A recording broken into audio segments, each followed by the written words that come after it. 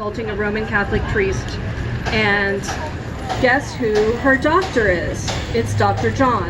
And guess who he is? Well, turns out he's Graham from her childhood. And guess who's known about it for a long time but not told us? Lucy.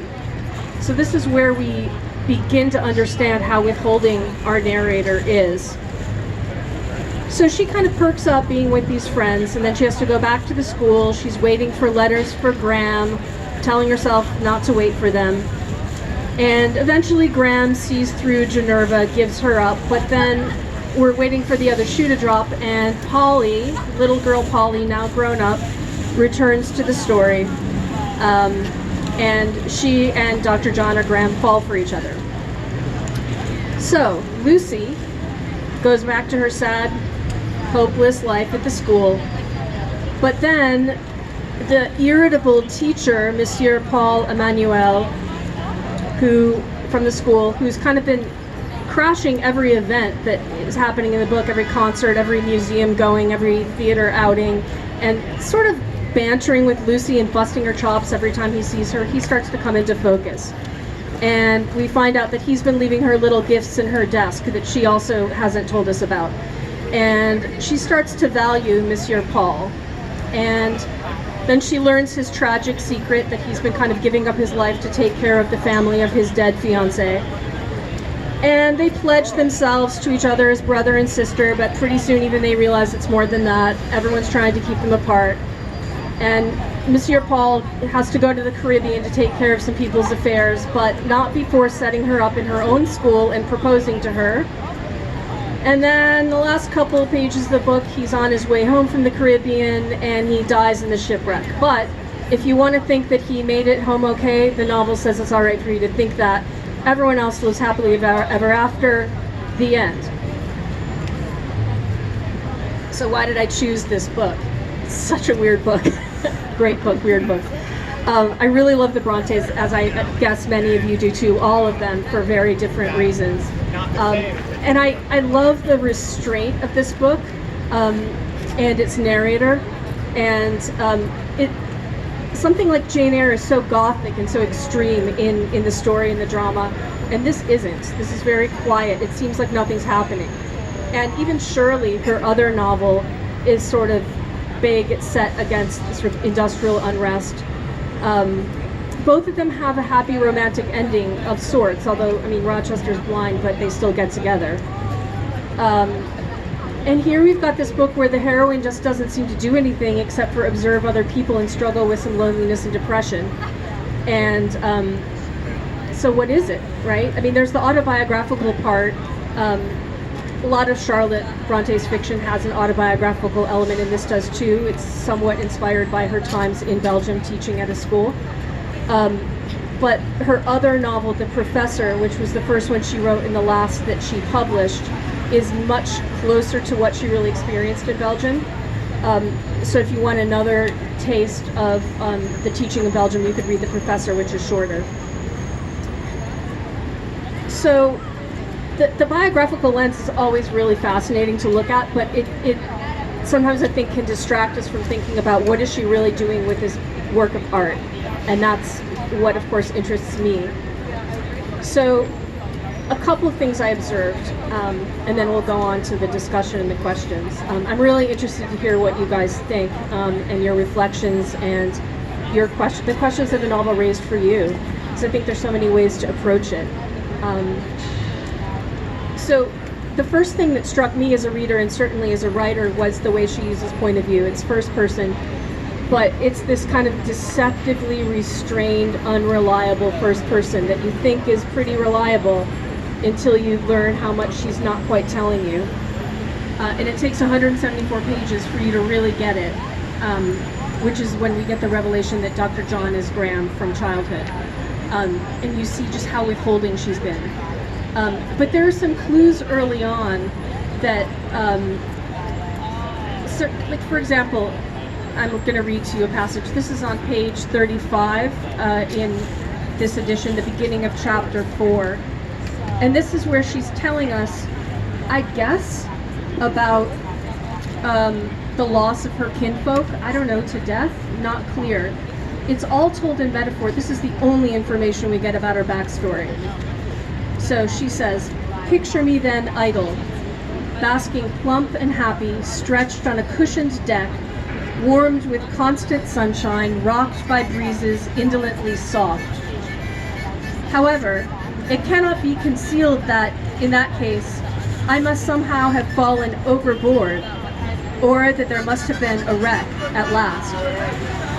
I too well remember a time, a long time, of cold, of danger, of contention.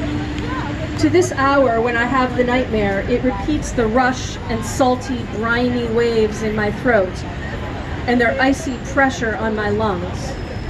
I even know there was a storm, and that not of 1 hour nor of 1 day. For many days and nights, neither sun nor star appeared. We cast with our own hands the tacking out of the ship. The heavy tempest lay on us. All hope that we should be saved was taken away.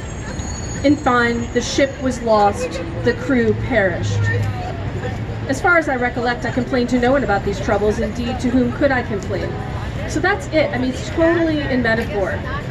What happened? All we know is that she has to leave and find work now and has no family left.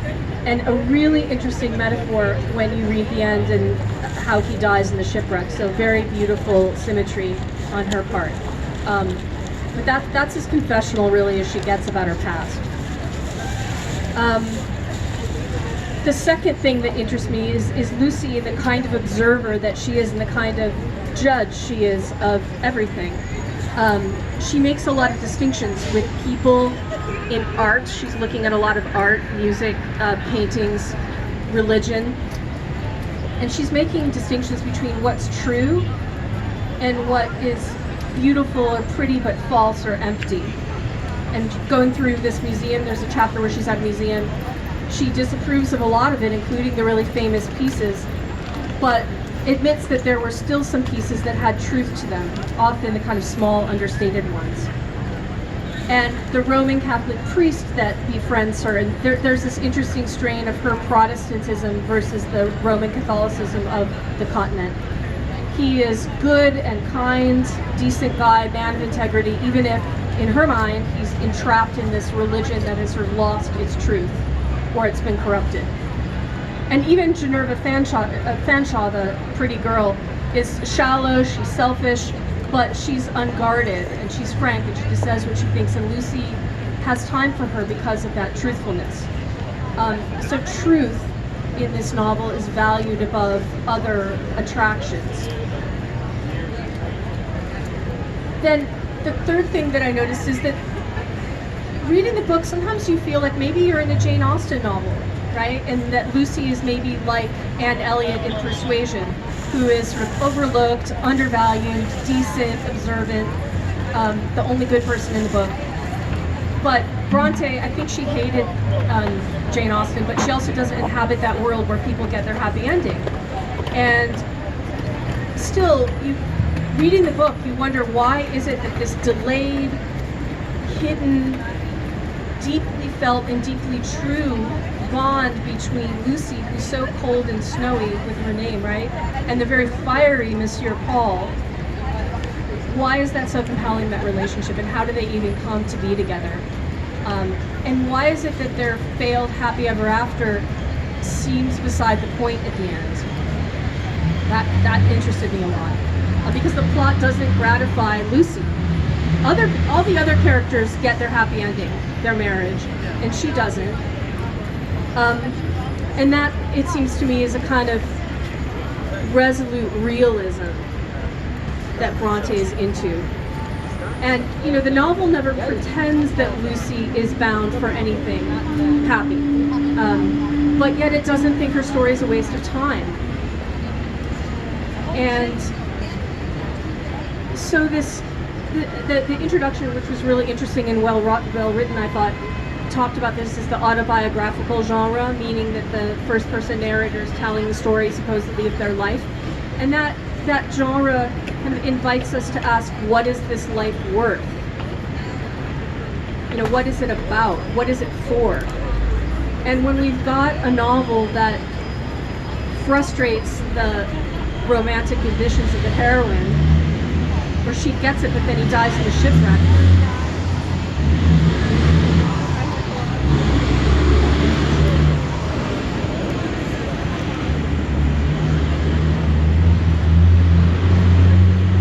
You realize that happiness is not this. Happiness is nice, but it's not the source of the deepest meaning. So I'll kind of let that be a segue into our discussion. I'm curious, just to start us off, what did it strike you that Lucy's life, and by extension, Monsieur Paul's life, what is it for? What is it about? Yeah, I just realized in this book. Yeah, but you. So we've got two people with the mics going around, and I'm supposed to remind you to speak right into it like I'm doing, and to remember that we're in a public space with kids, so we have to keep our comments G-rated. I don't think it's going to be hard. So we'll just open it up and see where it goes. If you raise your hand, they'll come to you.